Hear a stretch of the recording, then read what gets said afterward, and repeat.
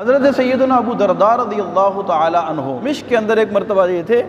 तो एक सहाबी रसूल इनके पास आए और आकर कहने लगे कि मैं आपसे नबी पाक सल्लल्लाहु अलैहि वसल्लम की हदीस सुनने के लिए आया हूँ, मैंने सुना है कि आप उसको बयान करते हैं।